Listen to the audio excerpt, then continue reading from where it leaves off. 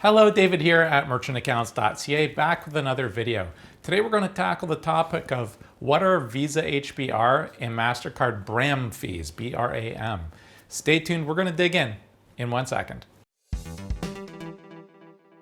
So let's start by talking, what are Visa HBR and MasterCard BRAM fees? Visa HBR and MasterCard BRAM is an extra cost that you have to pay if you sell a high-risk product or service online. It stands for Visa High Business Risk and MasterCard Business Risk and Mitigation. Now, some types of businesses have a greater likelihood of being a problem in some way. That doesn't mean that these are bad businesses. It often means that they are more complicated, or they have difficult compliance requirements, or just have a greater likelihood of having chargebacks, disputes with your customers. Think about a bookstore selling educational textbooks for students. And now think about an online casino or an online pharmacy. They obviously have different challenges. The HBR and BRAM registration fees are charged to businesses to help offset the additional costs and risks that are incurred when processing transactions for these types of businesses. Now, it's worth pointing out, the processor doesn't get to keep these fees. We don't get any of it. It's assessed by Visa and MasterCard directly. And the fees are a really significant upfront cost that you have to pay if your business falls into certain high-risk categories. We'll get into the amounts of the fees in a moment. Let's start by tackling, what can you do if you're being charged Visa HBR or MasterCard BRAM registration fees? If you don't think it's fair and you don't think it's right, you might be able to do something about it, but definitely not in all cases. So at merchantaccounts.ca, we have mostly low-risk clients. The ones that have needed to register in the past were very few and far between. One's coming to my mind, I think they sold vapes, that type of thing. We don't do much of that business at merchantaccounts.ca. But we explained the situation, it wasn't us doing it. They understood and they were receptive.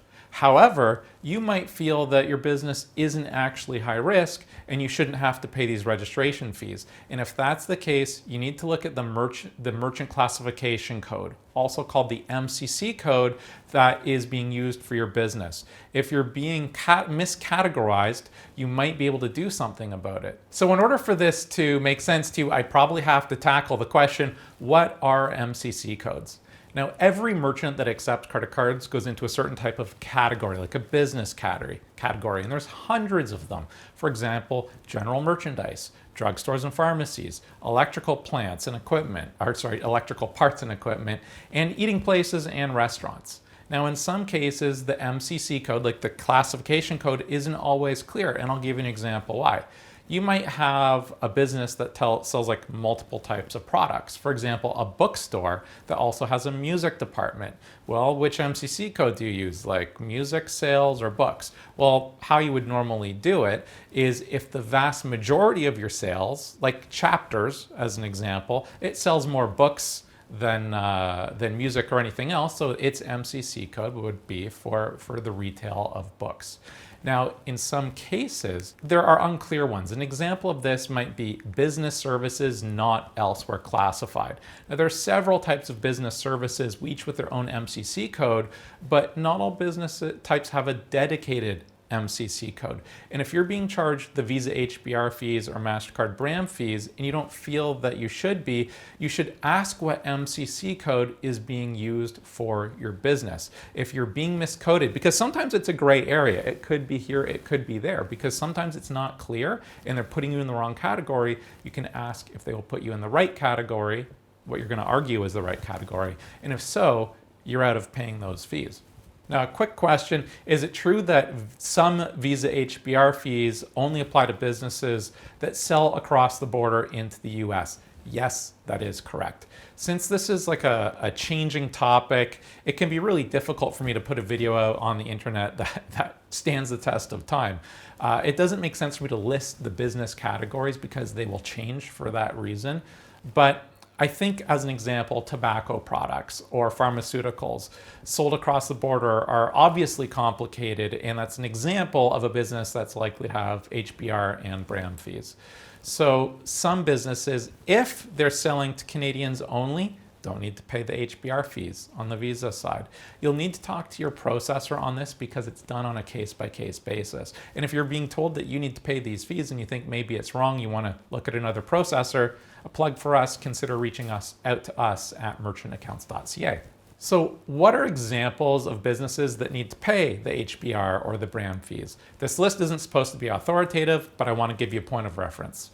Drug sales and pharmacies, direct marketing for travel services, outbound direct telemarketing, cigar stores, cigar sales, online dating websites, betting, casino, and lottery. It's just a short list. I don't need to go on and on and on about it. Now you want to know, how much are Visa HBR and MasterCard BRAM fees? I'm going to tackle it from a Canadian perspective. You can probably work, it's an equivalent amount in other countries. You'd have to look up in your region. At the time of recording in September 2024, Visa HBR registration fees are $1,400 Canadian and MasterCard BRAM fees are $740 Canadian. Can you negotiate this fee to be lowered? Because it's a lot of money, especially for a small business. Maybe, but I don't see how, because we're not getting to keep the money. It goes back to Visa and MasterCard. Now, if you're such a high volume merchant and you really don't want to pay it, maybe as a courtesy, you could get your processor to absorb that fee on your behalf. But you'd have to be a pretty big merchant to get a goodwill credit in the $2,000 range because it's coming out of somebody's pocket. Again, the only way to stop it is you have to be in an MCC code that does not require registration with HBR and BRAM. So in summary, Visa HBR and MasterCard BRAM are required. These rules are created and enforced by Visa and MasterCard for certain high-risk businesses. If you feel that you shouldn't have to pay it, you can ask the MCC code that's being used for your business and see if there's really a more accurate alternative MCC code where you wouldn't be required to pay that fee. However, if you really are just running a business that the card networks consider to be high brand risk, you'll have to pay the fee. Now with that, if you ever wanted to get a quote from us or talk to us about your business, please reach out to us at merchantaccounts.ca. I hope I demystified this a bit. Thanks for watching. Have a nice day. Bye now.